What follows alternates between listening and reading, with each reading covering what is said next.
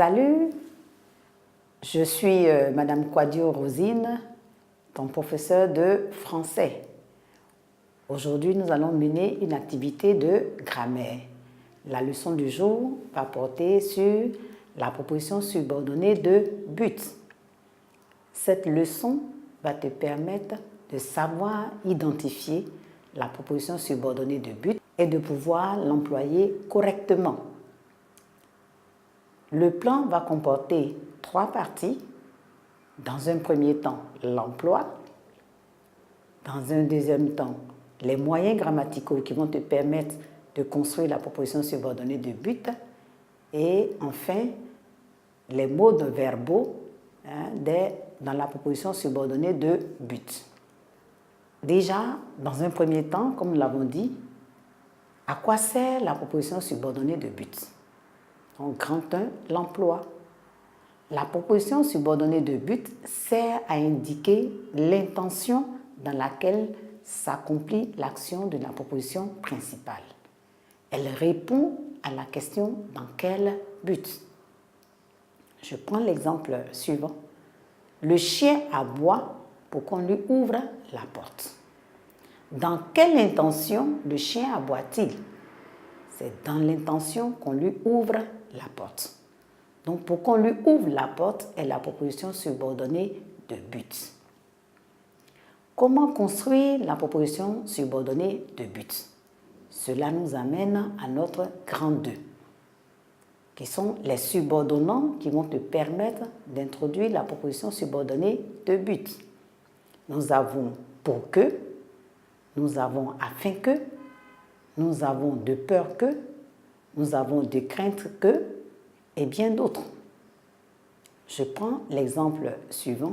Je vous rappelle mes propositions afin que les choses soient bien claires. Nous avons la proposition subordonnée qui est afin que les choses soient bien claires. Quel est le moyen grammatical qui nous a permis d'introduire cette proposition subordonnée de but? C'est la locution conjonctive afin que. On a cité les moyens grammaticaux qui nous permettaient d'introduire la proposition subordonnée de but. On avait cité afin que, on avait cité pour que.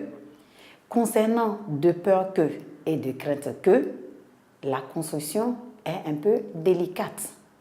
Lorsque la proposition subordonnée de but est introduite par les locutions conjonctives de peur que et de crainte que, dans la proposition subordonnée, nous avons l'apparition de ne qui est appelé un ne explétif. Il n'introduit pas une négation, mais il est là pour accompagner la locution conjonctive de peur que et de crainte que. Exemple, fermez la fenêtre de peur que le petit ne prenne froid. La proposition subordonnée de but ici est introduite par de peur que.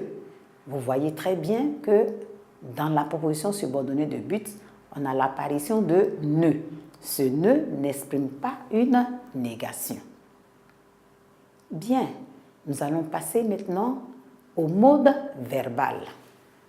Dans la proposition subordonnée de but, étant donné que c'est une intention qu'on veut exprimer, le mode par excellence est le mode subjonctif. On avait le chien aboie dans le premier exemple pour qu'on lui ouvre la porte. Ici, le verbe ouvrir de la proposition subordonnée de but est conjugué au subjonctif présent. Le dernier exemple du grand 2, nous avions comme exemple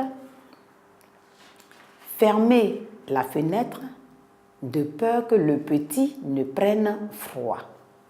Dans la proposition subordonnée, le verbe, c'était le verbe prendre, et vous voyez qu'il est conjugué au subjonctif présent. Succès assuré.